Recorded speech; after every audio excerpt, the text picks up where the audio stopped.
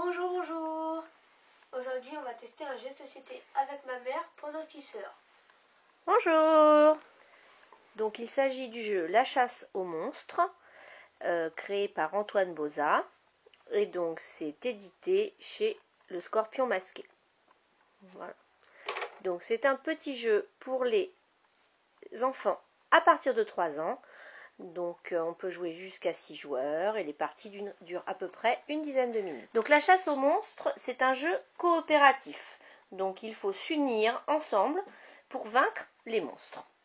Donc au milieu du plateau de jeu que nous avons mis en place, on voit des cartes lits.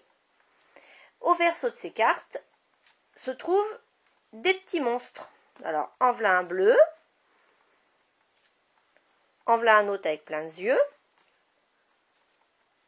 Voilà. Et donc, sur ces monstres, on peut voir qu'ils ont chacun peur d'un type de jouet. Donc, celui-ci, par exemple, il a peur des petites voitures. Son pote plein de yeux, il a peur des petits canards. Et celui-ci, il a peur des petits tambours. Voilà.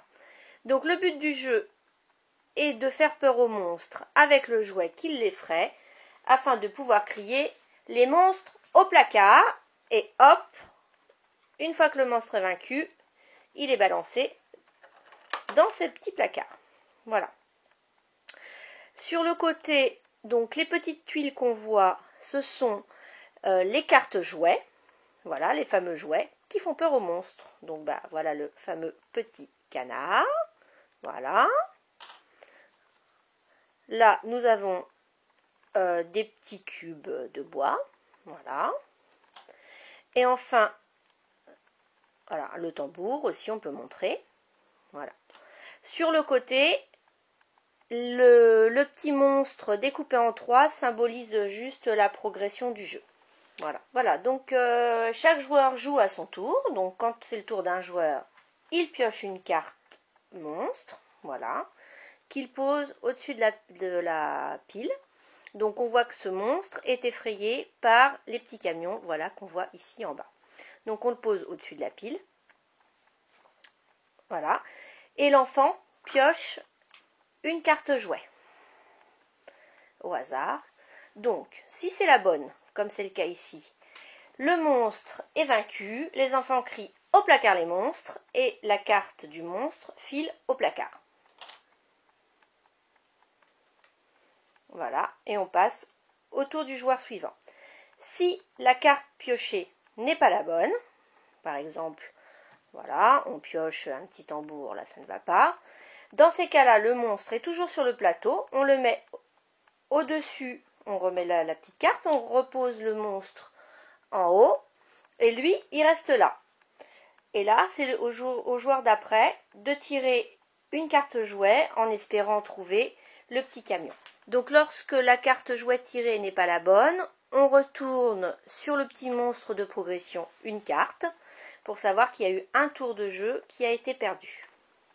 Lorsque 3 tours ont échoué pour trouver le bon jouet correspondant, donc à chaque tour on a retourné une case du monstre de progression, on pioche un nouveau monstre qui vient s'ajouter sur le côté du lit et qu'il faudra lui aussi chasser avec son jouet, le jouet qui convient. Si à nouveau 3 tours de jeu n'ont pas permis d'éliminer des monstres, à chaque fois un se rajoute, voilà, et ainsi de suite, au nord du lit, au sud du lit, à l'est du lit et à l'ouest du lit.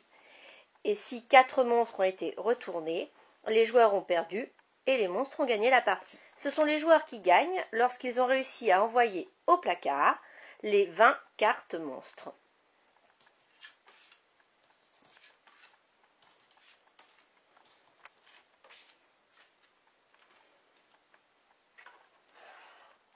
Hop, fini les cauchemars, ils sont tous dans le placard. Donc là, c'était les explications d'une partie de base.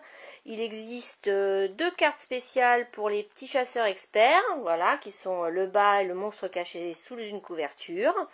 Donc je vous laisserai découvrir ça au cours de vos parties de jeu. Tout est expliqué dans la règle. Il y a également 2 petites variantes que vous trouverez également dans la règle. Un jeu plus facile pour les plus jeunes. Voilà, où on met qu'un seul monstre à la fois. Et un jeu compétitif où on modifie un petit peu les règles pour que ce soit un petit peu différent. On trouve aussi deux variantes pour un jeu un petit peu plus difficile qui sont les monstres en meute et les monstres rapides.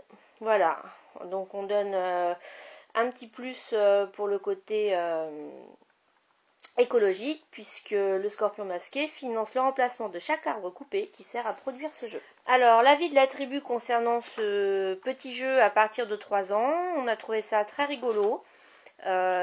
C'est basé sur le mode du memory en fait, puisqu'il faut se rappeler où sont les cartes pour chasser les monstres. Donc c'est un memory amélioré. Le côté où on peut modifier les règles du jeu pour s'adapter à l'âge de l'enfant, plutôt pas mal, surtout qu'ici des enfants il y en a de tous âges, donc ça permet de varier un peu. Voilà, donc un gros plus pour ce petit jeu très sympa. 24 pour une vidéo test d'un jeu de société avec ma mère pour mes petites sœurs. Je vous dis abonnez-vous à de nouvelles vidéos et bye bye.